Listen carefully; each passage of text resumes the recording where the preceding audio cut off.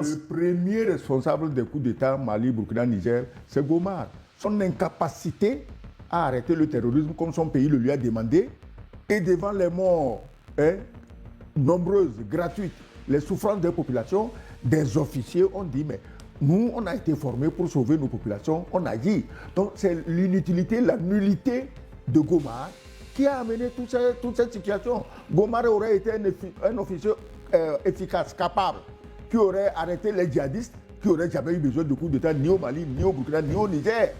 Alors, au lieu de reconnaître son incapacité, il se promène de parlement en parlement pour accuser ses victimes, alors que c'est lui l'auteur de tous ces problèmes-là. Il n'en est pas conscient. Non, il a une mission. C'est pas qu'il n'en est pas conscient, mais il a une mission pour son pays. Parce qu'ils sont convaincus que ça nous dénigrant, qu'en ramassant ce qu'on a ici, qu'ils vont se construire. Mais ça ne peut plus marcher là. Bonjour le plateau, c'est Judy Kael Savadogo, en service à Kaya, au Burkina Faso. Mon bonjour à toi Gilles, au futur Baobab Luc Abaki.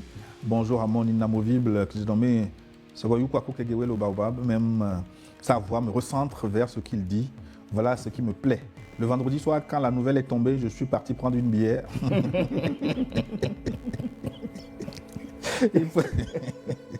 Il faut savoir que nous voulons que notre souveraineté ne soit pas négociable. En avant pour la déconstruction mentale, en avant pour la décolonisation mentale. Merci, mon cher Judy Kael Savadogo Akaya. Mbote Gilles ainsi qu'à toute l'équipe de Niveau TV. Mes hommages à tonton Luc et papa Sogoyou face à un pays qui choisit de propager des mensonges et des accusations infondées. À votre égard, il devient difficile de trouver les mots, tant le manque de sérieux est évident. Plus regrettable encore est l'attitude de ce député qui allait tenir, propager des allégations injustifiées, alors que nous voyons tout ce qui se fait au Burkina. Une telle démarche ne contribue ni à la recherche de la vérité, ni à la prise au sérieux de l'État accusateur. Cela dit, pour revenir au sujet évoqué dimanche dernier, je reste convaincu que le combat mené par le Ghana pour obtenir la reconnaissance et des réparations, bien que légitimes sur le plan historique, risque malheureusement de se heurter à une impasse face aux puissances concernées, des États qui eux-mêmes se disent que la survie dépend de la domination continue de l'Afrique. Le combat que beaucoup d'Africains attendent désormais est celui d'une véritable unité du continent, rejoindre peut-être l'AES, mais l'idéal de rejoindre peut-être pas l'AES, mais l'idéal de ce combat. Merci. Votre message est compris. Alors, la suite. Bonjour, Gilles. Alors, qu'est-ce qu'il nous dit? Message à lire hors antenne. Bon, je vais redécouvrir le message avant de vous le proposer alors. Burkina Faso, c'est Paul Tapsoba, au pays des hommes intègres. Mon respect à vous. Bon retour à tonton Luc et grand merci à vous, papa ambassadeur. Que Dieu donne longue vie à vous tous du plateau. Quand on est dans une relation qui ne nous apporte rien, mieux vaut quitter cette relation, une relation entre un pays noir et la France. La France vous considère toujours comme une vache laitière. Mieux vaut être seul que d'être mal accompagné. Le Burkina Faso a pris un chemin de non-retour pour son développement. Mais être avec la France, c'est comme avoir un caillou dans sa chaussure. Longue vie à New World Forum, longue vie à vous tous du plateau, longue vie à l'AES. Que Dieu protège davantage l'AES. Paul Tapsoba, depuis le Burkina Faso. Voilà, justement, pas que la relation ne rapporte rien, mais elle est en plus nuisible, elle est toxique, elle est pernicieuse. Mais est-ce qu'il n'y a pas quelques côtés positifs? Il y a quelques agences de développement qui accompagnent des projets, l'Alliance française de développement, la francophonie. C'est une grosse blague. Bon, l'assistanat, là, il faut laisser ça. Le développement, il est où? Non. Si non, je vous montre ce développement, nous on est d'accord avec toi, il est où? Je vais évoquer rapidement un fait. Vous voyez, le mois dernier, le Burkina Faso a lancé l'emprunt patriote, qui consistait à mobiliser 125 milliards pour financer des projets de développement. En un mois, la diaspora burkinabé, elle seule, a pu mobiliser 151 milliards de francs CFA pour accompagner justement la vision des dirigeants burkinabés. Vous savez pourquoi cette opération a réussi comme ça? J'ai dit au départ ici que le secret dans tout ça, c'est la dynamique unitaire. C'est d'être très clair dans sa vision et de se conduire en modèle. Quand le dirigeant se sacrifie pour son peuple. Il est consacré, il est rompu à sa tâche. Et il se fait comprendre par son peuple. C'est en réalité le peuple qui se mobilise et crée la richesse à l'interne. En un mois, 151 milliards. C'était l'assistance dont tu parles, le projet de développement, etc. Ça a été financé de quelle manière là? Gilles, Donc, la vérité est là, elle sort. On se rend compte que 3 pays du Sahel, Mali, Burkina, Niger, que la France s'est acharnée pendant plus de 60 ans d'indépendance à rendre pauvres. Elle les a exprès, volontairement appauvris. Et elle gongonnait, elle claironnait avec fierté que ces pays étaient les plus pauvres du monde. Et à côté, on portait au nu un autre pour 2 fèves de cacao et 3 grains de café, que c'était la locomotive économique régionale. Le Burkina seul, avec ses richesses, peut être la locomotive économique régionale. Le Mali seul, avec ses richesses, peut l'être. Le Niger, dont l'uranium éclairait toute la France, alors que le peuple nigérien n'a pas une ampoule, peut être donc pour les brimer, pour leur faire perdre la conscience de leur importance, on les a décrits comme les pays les plus pauvres du monde. Aujourd'hui, la vérité est là, on s'aperçoit que sans l'apport de ces pays, la France est définitivement perdue, elle est en faillite. Et ce n'est pas moi qui proclame la faillite de la France. Ils sont à 3 500 milliards de dettes. Les gens n'ont plus à manger, les retraités pleurent, les hôpitaux sont fermés. Et puis, c'est-à-dire que les 7 plaies d'Égypte sont en train de s'abattre sur la France juste parce que les 3 pays, soi-disant les plus pauvres d'Afrique ou du monde, ont retiré leur billet du mensonge et ils prennent ces richesses pour se développer eux-mêmes. Voilà le problème dans lequel nous sommes. Alors qu'au même moment, au Burkina Faso, en 2025, le Burkina Faso a connu un excédent commercial de la balance commerciale. 1975 milliards de francs CFA. En 3 ans, le Burkina Faso a irrigué 11 774 hectares pour cultiver la terre. Et j'ai parlé tout à l'heure de la mobilisation en un mois de 151 milliards de francs CFA et tout ça.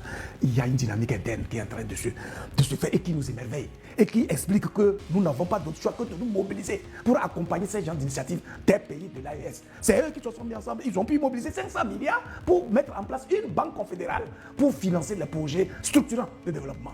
C'est eux qui réussissent, malgré le fait qu'il n'y a plus d'appui budgétaire, etc., à assurer les salaires, à les augmenter d'ailleurs, à recruter davantage et à lutter contre le terrorisme de façon efficace. Ils réorganisent leur armée à tout point de vue. Ils sont en train de traquer les terroristes de sorte qu'ils sont aujourd'hui dans la débandade. Vous avez dit tout à l'heure que ces derniers temps, il y a une certaine embellie, mais oui, c'est le résultat d'un travail organisé, rigoureux, structuré. Ce qui caractérise en fait les pays de l'AES et qui fait que on a foi en leur avenir, c'est qu'ils ne sont pas dans la complaisance. C'est-à-dire que soit tu m'es utile ou tu ne l'es pas. Alors là, je ne me continue pas avec des gens qui ne sont visibles. Et donc, si c'est le cas, ben écoutez, quittez tout simplement, laissez-nous nous débrouiller à notre manière, que nous réussissions ou que nous échouons, on assume justement nos choix politiques. C'est de ça qu'il s'agit. Mais attention, dans les mesures de riposte de la France, qu'est-ce que la France n'a pas encore fait et qu'elle va faire qui soit extraordinaire? On va vous couper la coopération monétaire. La coopération monétaire. Justement, ce que tu ne sais Mais pas. c'est intéressant. La panique actuellement qui s'est servie de Paris, c'est la sortie des pays de l'AES du franc CFA. C'est ça la vraie panique qui fait trembler Macron. C'est la panique. Bonjour Lyon. Très belle émission. Merci pour votre disponibilité à nous éclairer chaque dimanche. C'est à Paki Ayédan, Anani depuis Bassar. Merci, cher Anani. En aumônier, je m'appelle Anani aussi. Djibril Sissoko nous a écrit, il veut personnellement envoyer un courant à son excellence Sogoyou Kegewou. Mais avec plaisir. Parce qu'il paraît que on vous aurait refusé l'achat. Oui, au marché dernier. Il faut être précis. Je voulais acheter le courant, on m'a demandé si je suis musulman. J'ai dit non, il dit il ne me va pas. J'ai dit ça dit que l'intégrisme est déjà arrivé chez moi. Donc Djibril Sissoko, sport volontaire, pour vous payer avec plaisir et vous l'offrir avec plaisir solennellement. Donc merci cher ami, je vous mettrai en contact donc après cette émission. Cyril, le pape, est de retour. Bonjour Gilles, bonjour. C'est pas Didier, c'est lui qui aujourd'hui. Bonjour son excellence. Cyril, le pape Cyril depuis Paris, à bon sens. Cette rupture diplomatique est avant tout un acte de communication politique. Le Burkina Faso est aujourd'hui au centre de l'attention internationale et cette décision ne manquera pas de susciter de nombreuses interrogations. Un proverbe dit que lorsqu'on accule un chien jusqu'à son dernier retranchement, s'il se retourne, il finit par mordre son agresseur. Voilà. La question est donc la suivante. Le Burkina Faso estime-t-il avoir été poussé à ces derniers retranchements? Cette rupture diplomatique traduit-elle un sentiment d'impasse ou constitue-t-elle au contraire une stratégie politique assumée visant à affirmer sa souveraineté? Bon dimanche à tous, c'est Cyril, le pape Cyril depuis Paris. Un autre Les relations panafricaniste. diplomatiques se coupent et se rétablissent. Hein. Ce n'est pas définitif, ce n'est pas verrouillé. C'est coupé pour telle ou telle raison. Les raisons s'améliorent, on les rétablit. Tout C'est à fait. tout. Et puis même le communiqué du ministère des Affaires étrangères du Burkina Faso dit clairement les raisons pour lesquelles cette coopération-là est coupée. Et donc, il appartient à la France, en tout cas, d'en tirer les leçons plutôt que d'être dans le déni permanent, tout simplement. Bonjour Gilles Bocon, le Sylvanus Olympio de la modération. Ah bon? Ah bon? C'est un honneur d'être comparé à Sylvanus Olympio. L'intrépide Luc Abaki et son excellence Sogoyou Kegewe, il faudra lui trouver aussi son mentor. Mais je ne vais pas être long aujourd'hui, juste vous dire que la Bible chrétienne dit que si ta main droite t'empêche d'entrer au ciel, coupe-la. Point. Ah bon, ça je ne connaissais pas la formule là. Ah ben bien sûr, le camarade Ibé a compris que la France est cette maladie dont il doit se débarrasser afin de se développer. La patrie ou la mort, nous vaincrons le panafricaniste depuis le ventre de l'État rebelle de l'OTAN à Madrid. Merci. Ce qui me fait pitié, je crois que les dirigeants français sont atteints d'une maladie du Sahel. Je ne sais pas, on peut l'appeler comment, la sahélite. Ils sont atteints de sahélite, une maladie qui fait que toute leur attention est focalisée sur le Sahel. Ils sont obsédés, ils en font une fixation. Si quelqu'un pouvait les guérir de cette sahélite, peut-être ils auraient de meilleurs comportements et il y aurait une meilleure amitié entre les peuples. À défaut d'amitié entre les dirigeants, et une bonne coopération et une bonne amitié entre les peuples. Je leur conseille donc un comprimé de sogoyomycine. Contre la sahélite. Non, contre la sahélite, on donne la sahémicine. Voilà, pour les guérir. Sogoyomycine et Kegewe-Doprat. Deux comprimés 2 fois par jour. Franchement, c'est dommage qu'on en soit là, quoi. Tu vois. Bonjour Niwod, merci Gilles et aux panélistes pour votre travail sur l'éveil des consciences africaines. À mon avis, la rupture diplomatique entre le pays des hommes intègres, le Burkina Faso, et le pays colonialiste, impérialiste français devait être fait depuis longtemps. Pour les conséquences de cet acte noble et juste, nous devons être prêts car il ne peut accepter qu'un pays de leur soi-disant précaré prenne de telles décisions dans les conditions normales. Ils ne doivent rien avoir comme atrocité, sinon cela ne fera que confirmer davantage le mépris de la France envers le peuple africain. Je demande aux autres pays de l'AES de suivre le pas du Burkina Faso. C'est Fatoumata Touré, si c'est une Malienne depuis le Canada. Merci Fatou de participer à cette émission. Bonjour, le modérateur, bonjour le plateau, c'est Ibrahima Boro, burkinabé, à Philadelphie aux États-Unis. C'est la France qui est à la base du terrorisme dans le Sahel. Et ce sont les généraux français qui planifiaient toutes les actions des terroristes sur le terrain et les attachés militaires dans leur ambassade donnent des informations en temps réel aux généraux. Donc la France s'agite par rapport à la rupture du Burkina parce que cela va conduire tous les autres pays d'Afrique qui sont toujours sous les ailes de la France à ouvrir les yeux et que c'est la France qui est leur souci. Pour terminer, Gilles, je vais te dire quelque chose. L'émergence du Burkina, les actions du gouvernement du Burkina, du Mali et du Niger vont inspirer les autres pays. Donc la France veut étouffer à tout prix. C'était là. Merci. Cher ami, depuis Philadelphie. Joachim maintenant, au Canada. Bonjour, j'ai Luc. Son Excellence Ogoyou Kegewe, le vrai trio qui a élevé New One dans tous les coins du monde à travers cette émission qui réveille la jeunesse africaine du monde libre. Je m'attendais à ce thème aujourd'hui. En réalité, depuis longtemps, les officiels occidentaux en général, et particulièrement français, ont toujours et toujours fonctionné dans le même mensonge. Rien n'est nouveau, malheureusement. Thomas Sankara avait ils ont toujours utilisé la même méthode. Les autres pays de l'AES vont emboîter le pas à cette décision du Burkina qui est salutaire pour la dignité des Africains, briser définitivement les mentalités colonialistes des dirigeants français. Il faut dire aux dirigeants français de suivre les réseaux sociaux. Comme ça, ils vont comprendre que la jeunesse africaine n'est plus au 19e siècle. Sinon, ils sont en train de salir l'image de la grande France au vu de tout le monde entier. Bonne émission, c'est Kolani Joachim depuis le Canada. Un message de la France, c'est Arnaud Metz depuis Bordeaux. Bonjour les aînés, le Burkina Faso a tout compris, l'heure n'est plus à la diplomatie, donc c'est bien de la rompre. L'heure est à la force, alors il faut que le Burkina et tout, l'AES s'arme de plus en plus pour s'affirmer et s'imposer sur la scène internationale. La France doit dire le diable ne comprend que le langage de la violence. La meilleure défense, c'est l'attaque. Bravo à IB, Gilles. Si la France veut appliquer la réciprocité, elle rompt simplement également sa diplomatie et non apporter atteinte à la sûreté du Burkina Faso. La relation entre les peuples n'a pas besoin de diplomatie, mais du bon sens. Vive le Burkina Faso, longue vie à l'AES, la patrie ou la mort nous vaincrons. C'est Arnaud Metz depuis Bordeaux, en France. Ils sont nombreux à vous suivre du monde entier. Maintenant, on va à Dubaï, Abdou Razak. Bonjour New TV, mes interminables salutations à vous, Gilles, et à nos meilleurs panélistes, Luc et Papa Sogoyou. Pour commencer, le président capitaine Ibrahim Traoré a bel et bien dit le peuple burkinabé n'a pas de problème avec le peuple français, mais plutôt avec la junte française. L'arrogant président n'a pas compris la dynamique des peuples de l'AES. Personne ne peut dicter des lois depuis l'Élysée pour nos 3 chefs d'État. Abdul Razak, résident aux Émirats Arabes Unis. Oui, je peux continuer. Message de la France. Bonjour Niveau TV, je suis Kader Cissé, vivant en France, à Lyon. Mes salutations fraternelles à tout le plateau. SK, c'est Sogoyou Kegewe. Luc, sans oublier vous Gilles, la France est devenue le 3e pays le plus endetté de l'Union européenne. Donc elle n'a pas le choix d'être dans cette posture honteuse et suicidaire. À force de pousser à bout le Burkina, on ne peut que récolter ce qui est arrivé, une rupture pure et simple. Nos pays ne veulent plus se laisser vampiriser. Vive l'AES et l'Afrique libre. Excellence, qu'est-ce qui fait endetter la France? Oh, je ne sais pas ce qui a endetté la France. Elle était déjà un peu endettée avant l'arrivée de Macron. Et quand Macron est arrivé, il a empiré les choses.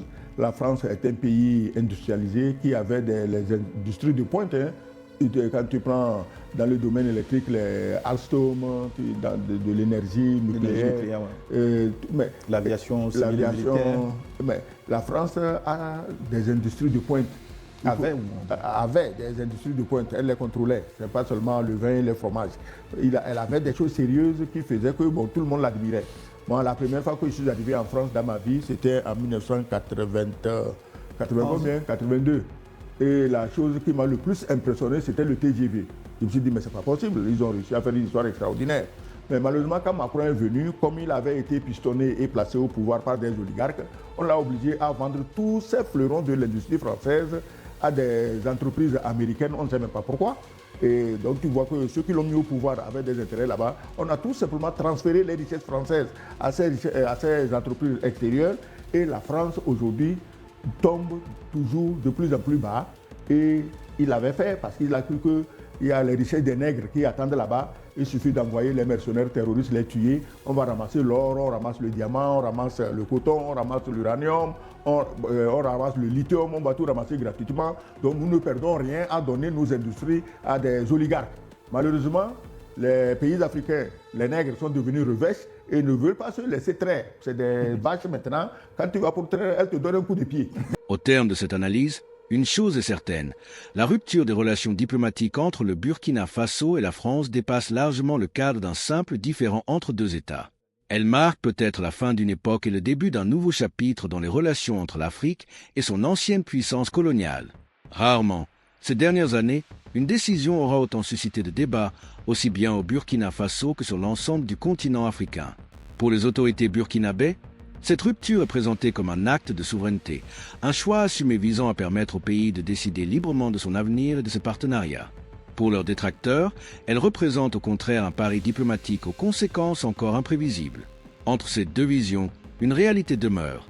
Les prochains mois seront déterminants, car une rupture diplomatique ne se mesure pas uniquement à la force des discours, mais surtout à ses effets sur le terrain. Le véritable défi commence maintenant. Le Burkina Faso devra démontrer qu'il est capable de consolider de nouvelles alliances, d'attirer des investissements, de renforcer son économie, de poursuivre la lutte contre le terrorisme et d'améliorer les conditions de vie de sa population. De son côté, la France devra elle aussi redéfinir sa stratégie en Afrique de l'Ouest, dans une région où son influence est de plus en plus remise en question. Au-delà des considérations politiques, cette décision pose une question fondamentale qui dépasse les frontières du Burkina Faso. Comment les États africains peuvent-ils construire des relations internationales fondées sur le respect mutuel, la réciprocité et la défense de leurs intérêts nationaux? C'est sans doute l'un des grands débats qui façonneront l'avenir du continent dans les années à venir.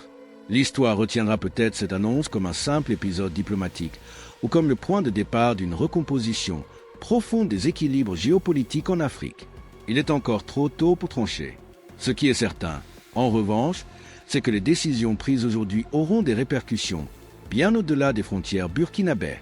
Merci d'avoir suivi cette analyse jusqu'au bout. Si cette vidéo vous a permis de mieux comprendre les enjeux de cette rupture historique, soutenez la chaîne en laissant un like et en vous abonnant. Votre soutien nous permet de continuer à produire des analyses approfondies, documentées et accessibles à tous. Et surtout, dites-nous en commentaire, selon vous, cette rupture ouvre-t-elle la voie à une véritable souveraineté du Burkina Faso ou risque-t-elle de créer de nouveaux défis diplomatiques, économiques et sécuritaires? Votre avis nous intéresse et le débat est plus que jamais ouvert. À très bientôt pour une nouvelle analyse.